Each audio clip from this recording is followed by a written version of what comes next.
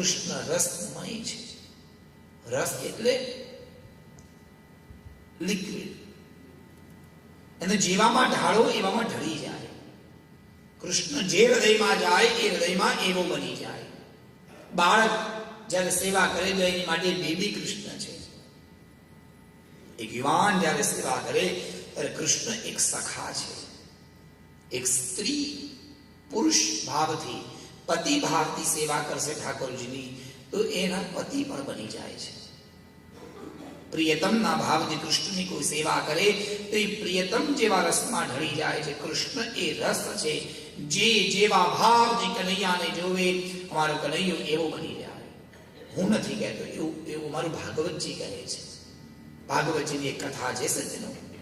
જે વખતે કૃષ્ણ ભગવાન ગોકુળ છોડી મથુરામાં પધાર્યા, મથુરામાં કુવલયાપીડ નામના હાથીનો ભગવાને ઉદ્ધાર કર્યો.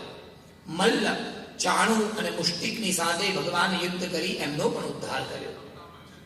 અને પછી બહુ સુંદર રંગમંચ હતો. એ રંગમંચમાં કૃષ્ણ ભગવાને પ્રવેશ કર્યો. ધ્યાન આપજો. ચારે બાજુ બધા સભાસદો બેઠા છે. એક બાજુ નંદરાય અને ગોકુળનું ગામ ઊભું છે. ઉપર સિંહાસન પર કંસ બેઠા છે. હજારો એ મેદનીમાં જ્યારે કૃષ્ણ ભગવાને પ્રવેશ કર્યો ત્યારે હજારો આંખોએ કનૈયાને જોયો. જેને જેવી દૃષ્ટિથી કૃષ્ણને જોયા, કૃષ્ણ એવા દેખાયા.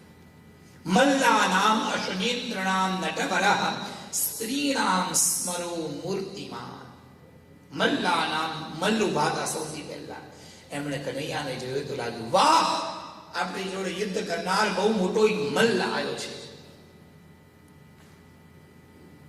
ત્યાં સ્ત્રીઓ ઉભી હતી. એમણે કૃષ્ણને જોયો તો એમને એમ લાગ્યું, વાહ, કામદેવ આવ્યા. અલગ અલગ મિત્રો ઉભા હતા. એમણે જોયા તો એમને એમ લાગ્યું કે મારા સખા આવ્યા. વાત જવા દો સાહેબ, ગાયો ને એવું લાગે કે આ કનૈયું અમારું વાછરડું છે. દરેકને કૃષ્ણ એના જેમ ઢળી જાય. એટલા માટે રથી આવે રસ એ કૃષ્ણનો એક ગુણ છે.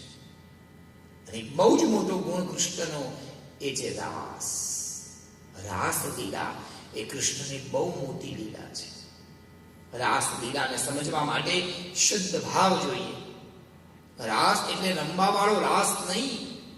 આપણે જે ગરબાને રાસ કહીએ દાંડિયાથી ઢીંચીક ઢીંચીક ઢીંચીક, એ વખતે કૃષ્ણ ભગવાન પાસે દાંડિયા હતા કે નહીં કોને ખબર, બોલો જશે કૃષ્ણ. આપણે આપણી કલ્પનાથી જોઈએ છે કે દાંડિયાથી રાસ રમ્યા હશે. હવે એના પરથી ચિત્રો પણ બની ગયા કે એક હાથમાં દાંડિયું હોય, બીજા હાથમાં દાંડિયું હોય, એક ગોપી ઊભી હોય, બીજી ગોપી ઊભી હોય. પણ દાંડિયા માટે સંસ્કૃત શબ્દ છે જ નહીં. દાંડિયું શબ્દ તો ગુજરાતી છે. મારામાં છે જ નહીં કે દાંડિયાથી રાસ રમ્યા હોય.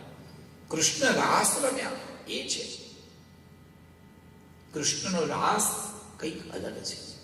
હું ને તમે જે સમજીએ છીએ કે ડાન્સ વાળો રાસ, એ નથી. આ રાસ એ યૌગિક પ્રક્રિયા છે. એક યોગ છે, એક સાધના છે જે કૃષ્ણએ કરી છે. નકર તમે વિચાર કરો, કૃષ્ણ ભગવાને વાંસળી વગાડી શરદ પૂનમની રાતે, કથા બધાને ખબર છે.